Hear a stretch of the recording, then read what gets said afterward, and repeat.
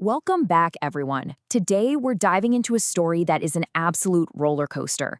We're looking at a narrative that brilliantly uses horror and comedy to expose society's darkest, most terrifying flaws. It's an explainer that goes way beyond your standard jump scares. It's practically a mirror reflecting our own reality. So let's just jump right in, shall we? So picture this. What actually happens when a guy who fakes exorcisms for a living is suddenly confronted by a real, incredibly angry spirit demanding justice? I mean, imagine building your entire career, your whole identity, on debunking superstitions, only to come face to face with a supernatural force that your high school science simply cannot explain. It's a wild setup, right? Kicking things off with Section 1, the fake Ghostbuster. Our story starts with Asif. Now, Asif is a man who is so deeply skeptical that he literally uses basic chemistry to expose fraudulent godmen who prey on vulnerable people. He'll mix aluminum with mercury chlorides to fake smoke or use methyl orange to fake bleeding lemons. He is so confident, honestly a bit arrogant, in his crusade that he makes this massive vow. The day I see a real ghost, I swear I'll wear bangles. Now keep that in mind, because that boastful, mocking joke, yeah, it's about to become his horrifying reality. Moving on to Section 2, a haunted homecoming. The narrative shifts gears here. Asif and his wife, Rashmi, go to visit her estranged parents for their 25th anniversary. And right away, they're hit with deep-seated prejudice over their interfaith marriage. This actually introduces us to the very first real ghost of our story, religious bigotry. But, the physical horror? That kicks off with a totally careless game of cricket on a nearby abandoned plot of land. During the game, Asif forcefully yanks up a cricket stump, completely unaware that he's unearthing a dark, vengeful entity trapped right there in the dirt. And worse, he accidentally drags it straight back into the family home. Things start getting really weird, really fast. To confirm the spirit's presence after a bunch of bizarre events, the family calls in a pundit who performs this utterly terrifying 3-step ritual. First, the Astidva Vidhi, where a coconut starts spinning erratically all on its own. Then the Vikram Vidhi, where a hungry cow point-blank refuses to eat. And finally, the Uddesha Vidhi, a chilling blood test where the entity actually tastes human blood. The escalating tension of these ancient methods proves beyond a shadow of a doubt that a deadly, unseen force is trapped inside that house with them. Which brings us to Section 3, the possession of Asif. This is where our skeptic completely loses control of his own mind and body. Asif starts engaging in behaviors that are deeply associated with traditional femininity in his culture. I'm talking smearing turmeric all over himself, trying on red saris down at the local shop, and eventually he's found dancing wildly on the terrace, wearing bangles. It takes his earlier arrogant joke and turns it into an absolute nightmare for his panicked family. His entire scientific worldview is just completely shattered.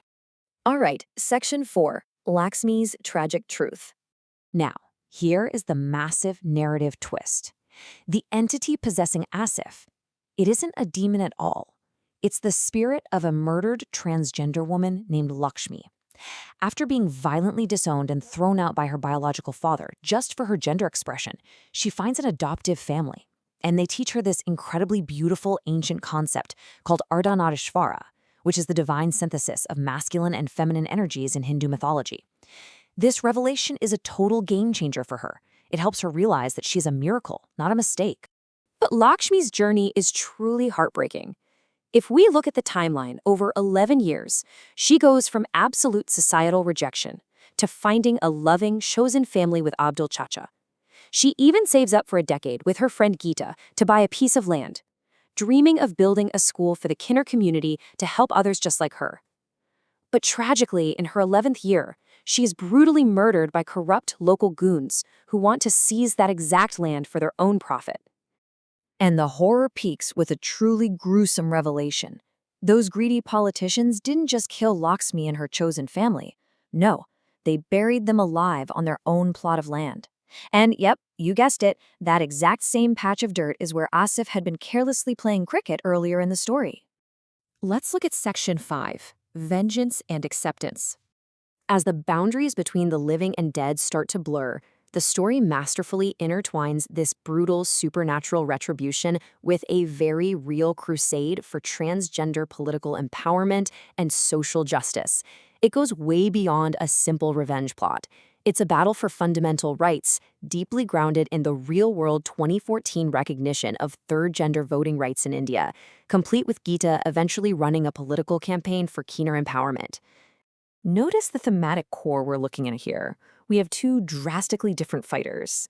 Asif uses science to bust the ghosts of superstition and fear, while Lakshmi uses supernatural vengeance to bust the ghosts of prejudice and marginalization. Yet at the end of the day, when you really think about it, both of them are battling the exact same societal ignorance. Having witnessed Lakshmi's profound tragedy and the sheer pain she endured, Rashmi's family is forever changed. They finally let go of their own religious bigotry. They fully accept Asif, realizing that the true ghosts haunting their lives were never supernatural. They were always the prejudices, intolerances, and hatred of the living. We're going to leave you with this lingering, incredibly powerful question from the story. A child needs both wings to fly and the fear of falling from their parents. What do you choose to give your child? It's a challenge to all of us, right? To choose love and acceptance over the true horror of intolerance.